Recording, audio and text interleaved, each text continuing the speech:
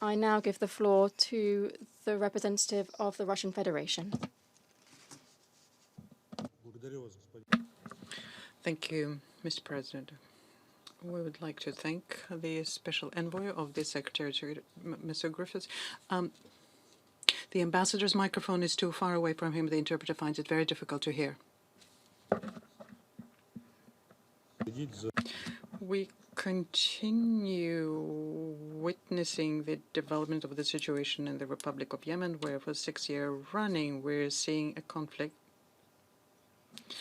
It's seeing an acute conflict which negatively impacts the security and stability, not just this country, but the region as a whole. We are concerned by the fact that hostilities continue in Yemen and the civilians are first impacted by that. The humanitarian issues and challenges are taking center stage, and this means that there needs to be an immediate reaction on the part of the international community. We're also concerned by the information from the UN when we're told that because of the funding gap, basic assistance programs are being rolled up, and this includes the programs which are there to ensure food security, access to water and medical services. And these conditions, the conditions where the national health system has been undermined by a long-standing conflict, what is needed is a collective action to help Yemen in their fight against the coronavirus pandemic. We call upon donors, including the countries in the region, to increase their support. At the same time, we think that the humanitarian assistance should be impartial in nature. One shouldn't subdivide the Yemenis into the good kind and the bad kind. But really rectifying the humanitarian situation in the country would only be possible provided there is a political settlement to the conflict.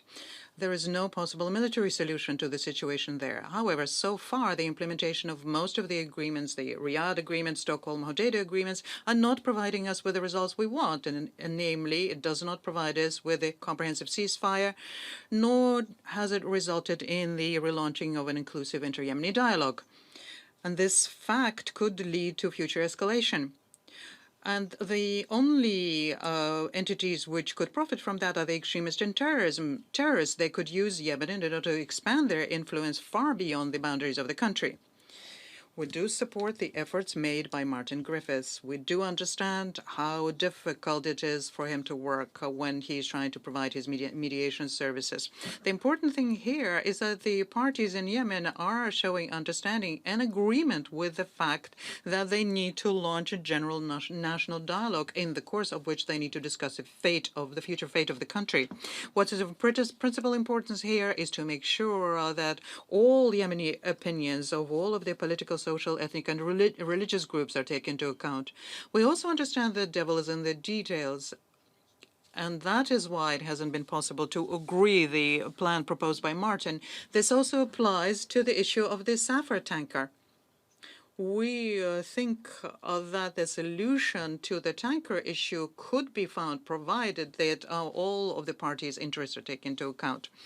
We support the contacts for all of the Yemeni and outside parties, and we will continue advocating for a compromise in support of the UN and Martin's efforts.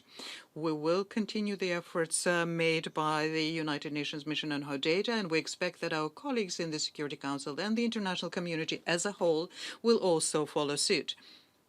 Mr. President, the situation in Yemen is directly affecting the Middle East, Persian Gulf, and Red Sea region.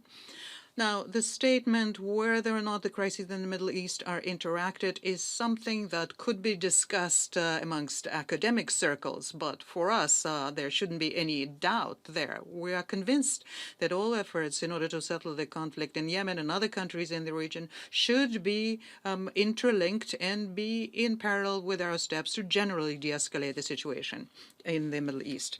We stand ready to work together on promoting peace and stability in the Middle East as a whole, including on the basis of the Security Council Resolution 598, which entrusted the Secretary General to, together with the regional states, develop the security and confidence architecture in the region. We have proposed our own concept of collective security in the Persian Gulf, and there is a number of other peace initiatives. And they have one main principle in common. They're all inclusive. We are against the attempts of placing the blame on one party or one country, as was voiced here today, especially since the countries in the region, including the country which was accused again today, could play a positive role in generally de-escalating, including de-escalation in Yemen.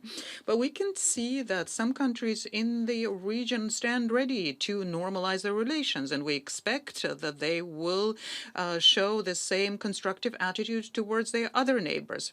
We once again invite all interested parties to start a comprehensive dialogue aimed at creating conditions and atmosphere which would be conducive for cooperation in the region. I thank you. Je remercie I thank the representative of the Russian Federation for his statement.